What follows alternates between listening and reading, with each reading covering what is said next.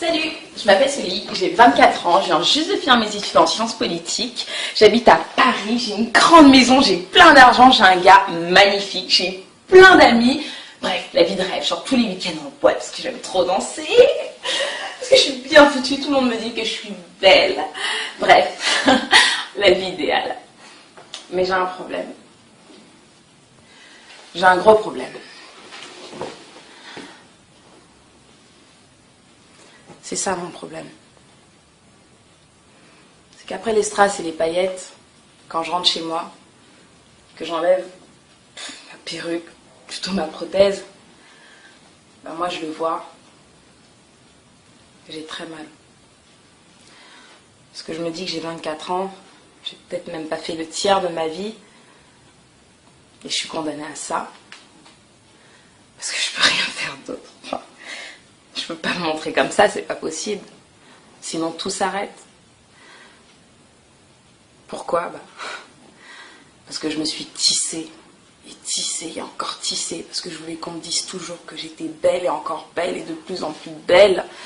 Je me suis fait toutes sortes de mèches qui me serraient la tête. Des mèches, des lourdes mèches, je faisais des coiffures, je tirais. Je me défrisais, je me suis peut-être défrisée une centaine de fois. Et je me disais que ça allait s'arranger. Donc j'achetais des crèmes, je dépensais de l'argent pour m'acheter la dernière crème, Dark and Lovely, Dr Miracle, Botanical, de toutes sortes de crèmes pour arranger la situation. Et j'ai fait qu'aggraver la situation. Et aujourd'hui, je suis condamnée. Je suis condamnée à rester comme ça. J'ai pas le cancer, j'ai pas de leucémie. Pourquoi est-ce que je dois me traîner ça tout le temps? Pourquoi? Je veux pas que ça vous arrive. C'est un truc que je souhaite même pas à mon pire ennemi. Alors faites attention à vos cheveux, parce que ça peut être indélébile. Voilà, donc la réalité de Soli, qui est certainement la réalité de millions de femmes noires qui sont dans le même chaos, dans la même souffrance. Hein. Donc nous avons initié une campagne, les de la populace, encore une fois, c'est encore nous, une campagne contre les méfaits du tissage, du défrisage, des tresses et de tout ce qui a trait à la maltraitance du cheveu afro. Aujourd'hui, il faut que ça rentre dans les têtes, il faut que ça se comprenne. Il y a un problème, un sérieux problème. Ouais, il y a un gros problème et ce qui moi me fait mal, c'est que personne n'en parle. Personne n'a tiré l'alarme pour dire que c'était plus possible, que c'est pas possible que 80 à 90% des femmes d'une communauté noire là se cachent les cheveux, ça arrache les cheveux, se font du mal avec des produits chimiques, avec des tractions répétées. C'est pas possible. Attends, je vais juste leur montrer, hein, voilà, les alopécies. Hein, malgré que ça fasse des mois que je sois devenue naturelle, j'ai toujours un problème pour faire pousser mes cheveux de devant à cause des tractions. C'est des problèmes de millions de femmes. Voilà. C'est pas juste moi avec mon problème et son problème, c'est des millions de femmes, c'est nos mamans.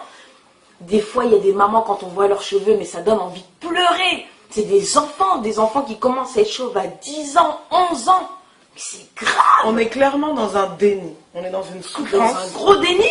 Un gros déni. C'est-à-dire qu'on se dit, non, mais j'ai juste envie de changer de tête. Non, mais je fais ce que je veux. Oui, bien sûr, tu fais ce que tu veux. Là, tu fais ce que tu veux. Quand tu te caches la tête ou des tonnes de mèches, et quand tu te défrises, tu te brûles, tu te rends le cheveu tout plat. Nous avons des cadavres de cheveux sur la tête. Ouais. C'est pas des cheveux, non. Ce sont les cendres. C'est comme quand on brûle, ce qui reste, c'est ça. Et aujourd'hui, il faut qu'on arrête de faire semblant. Moi, en tout cas, je ne veux plus faire semblant. Quitte à brusquer ou blesser ou piquer ou énerver les gens, moi, je suis pas là pour faire plaisir. Ma cause, mon militantisme, mon engagement pour la cause afro, c'est pas le sourire ou le boost, un boost. Oh, je te booste, non. C'est pas pour ça que je le fais. Parce que demain, quand on aura une ribambelle de petites filles qui seront comme Naomi Campbell avec des rangées de déserts capillaires, moi, j'ai pas envie d'être là et d'avoir dit que je n'ai rien fait. Je vais me battre jusqu'à ce que ça passe. Si on peut le faire passer dans les écoles, si on peut le faire passer dans les pharmacies, on va le faire. On n'est pas là, c'est que le début de la campagne.